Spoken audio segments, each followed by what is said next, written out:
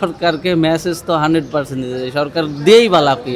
সরকার তো কোনো কাজে আসে না, এসব খালি মুখে মুখেই বলে সরকার। ভোট দিতে গেলাম বাড়িতে, আমাদের কোনো দরকার ছিল সরকারের জন্য এত কষ্ট করে ভোট দিতে যাবো? আমার যেখানে 600 টাকার ভাড়া সেখানে 900 টাকা দিয়ে চলে গেছি, 300 টাকা বেশি দিয়ে ভোট দিতে চলে গেছি। সরকার এগুলো তো জানে, যাই না বুঝাতে সরকার তো কিছু করে না।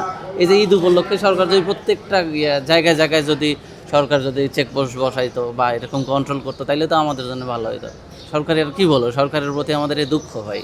সরকার কোনো কাজে আসবে না আমাদের, বইলেও লাভ নেই, মিথ্যা কথা। সরকার আইসে বসে থাকুক, আইসে দেখে নিজে হাতে কন্ট্রোল করুক, জীবনও করবে না। এগুলো শুধু জনগণদের আশ্বাস দিচ্ছে তাই। 800 টাকা দিয়ে বাড়ি যাওয়া লাগতো না। সেদিন ভোটও দিতে গেলাম 300 টাকা বাড়তি টাকা দিয়ে। কিন্তু সরকারকে ভোট দিতে গিয়ে আমার পকেটে 300 টাকা দিয়েও গেলাম, সারাদিন ভোগান্তিতে ভুগছি, হেনস্থা হয়েছি রাস্তায়। এই তো সরকারের উচিত না দৌড়ায় এসে এদের গলা চিপা ধরা। 10টার দিকে আসছিলাম, সেখানে আমি টিকিট কাউন্টারের দাম জিজ্ঞাসা করলাম, বলতেছে 880 টাকা রেট, কিন্তু রেগুলার প্রাইস ছিল হলো 650 টাকা। এখন 850 চাইলো। এখন আমার তো বাড়ি যাইতে হবে, একটু আর আরামে যাওয়ার উদ্দেশ্যে আমি যে হানিফের টিকিট কাউন্টারে আসছিলাম। আইসা এখন 880 টাকা দিয়ে কাটছি আমি টিকিট। কাটার পরে বসছি 20 মিনিটের ব্যবধানে আরও এক ভাই এসে একই জায়গায় আমরা যাব গন্তব্য, উনি কাটছে হলো 700 টাকায়। এখন প্রায় 180, মানে 200 টাকা কম বেশি, মানে আমি 200 টাকা বেশি দিয়ে কাইটে বসে আছি, অথচ একই সময়ে একই বাসে উঠবো দুজন। অথচ এই 700 বা 880 কিছু না, আমাদের রেগুলার প্রাইস ছিল 650 টাকা। এখন 880 টাকা দিয়ে কেটে আমি বাসায় যাচ্ছি আর কি।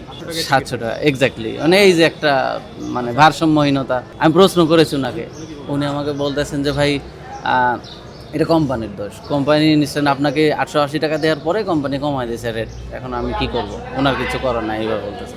এই ভাই আমরা এইভাবেই ভোগান্তির শিকার হই সব সময়। যে অপশনটা ছিল আমি সেই অপশনের টিকিট বিক্রি করছি, এখানে বেশি নগণী নেই।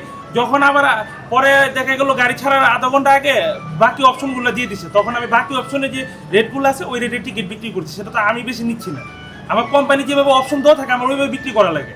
আমি তো ওনার কাছ থেকে 1 থেকে বেশি নিই নি। আমার কাছাড়ে অপশন ছিল, পরে গাড়ি ছাড়া আধা ঘন্টা আগে বাকি অপশনগুলো ওনারা দিয়ে দিয়েছে এখানে, তখন আমি ওই অপশনে টিকিট বিক্রি করছি। আমার গাড়ির ভাড়াই হচ্ছে 880 টাকা, রেগুলার ভাড়া 580 টাকা। কিন্তু গাড়ি যখন আপনার ঈদের টাইম হয় তখন যে জায়গায় যে গাড়িটা যায় লাস্ট স্টপেজে ভাড়াটা নিতে হয় আমাদের।